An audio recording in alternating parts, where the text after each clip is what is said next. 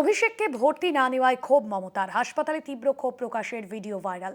হাসপাতাল কর্তৃপক্ষকে ধমক মমতার, সমাজ মাধ্যমে ভাইরাল মমতার ক্ষোভ প্রকাশের সেই ভিডিও। অভিষেককে ভর্তি না নেওয়া হাসপাতালে তীব্র ক্ষোভ প্রকাশের ভিডিও ভাইরাল হয়েছে, দেখুন সেই video.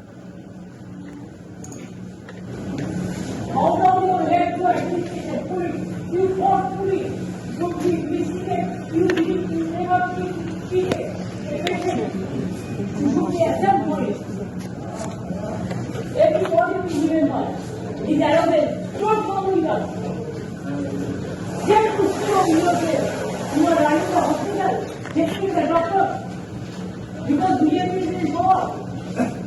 Tomorrow in the central government is not just them to protect you. For your health, you should be safe and sound.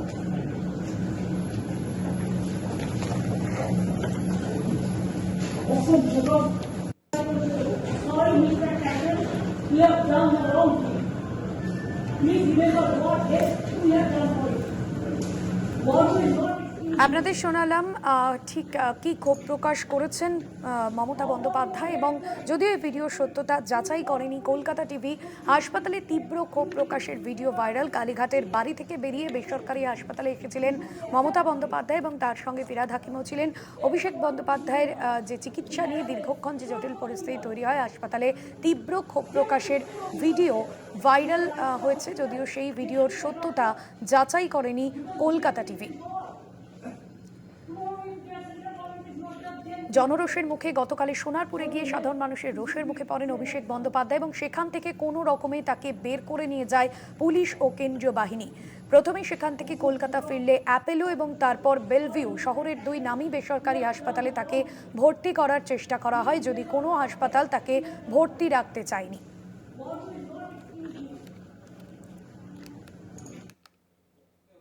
আক্রান্ত অভিষেক বন্দ্যোপাধ্যায়, তৃণমূলে অব্যাহত কোন্দল। দলের একাংশকে বিঁধলেন তৃণমূল বিধায়ক কুণাল ঘোষ। তৃণমূলের জনপ্রতিনিধিদের একাংশের মৌনতাকে কটাক্ষ দলের একাংশ নেতা, প্রতিবাদ না করায় ক্ষোভ প্রকাশ। দলের একাংশকে বিঁধলেন তৃণমূল বিধায়ক কুণাল ঘোষ।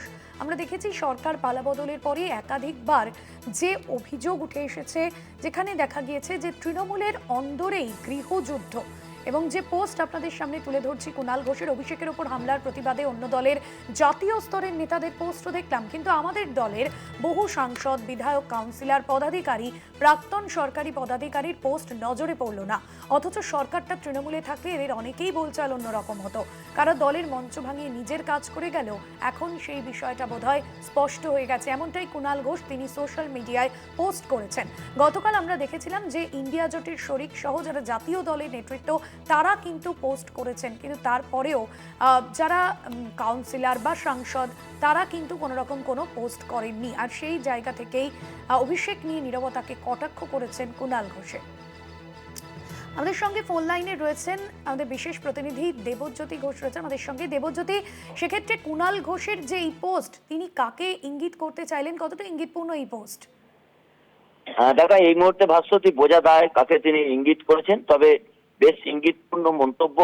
কারণ যেভাবে গতকাল অভিষেক বন্দ্যোপাধ্যায়ের উপর আক্রমণ করা হয়েছে, তার প্রতিবাদে তৃণমূল নেত্রী মমতা বন্দ্যোপাধ্যায় তিনি পথে নেমেছেন।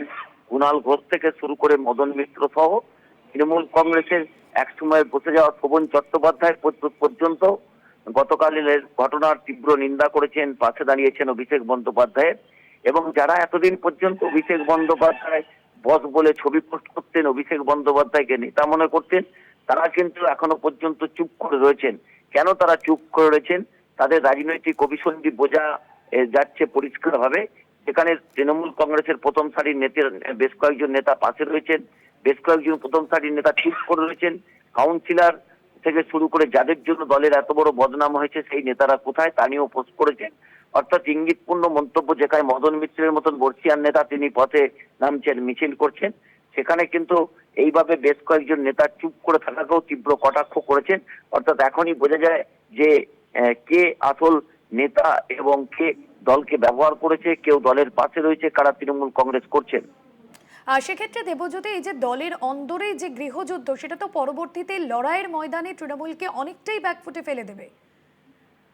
দেখো, গতকালের যে ঘটনা ঘটেছে তাতে অভিষেক বন্দ্যোপাধ্যায় রাজনৈতিক ভাবে অনেকে মনে করছেন যে তার রাজনৈতিকভাবে যে সংকটের মধ্যে ছিলেন সেই সংকট থেকে তিনি বেরোতে পেরেছেন, তিনি মানসিক শক্তি পেয়েছেন এবং কেউ কেউ তাকে বলছেন যে রাজনৈতিকভাবে অভিষেক বন্দ্যোপাধ্যায় যে রাজপথের নেতা হতে পারবেন তার কিন্তু ইঙ্গিত গতকাল পাওয়া গেছে, যেভাবে তিনি লড়াই করেছেন।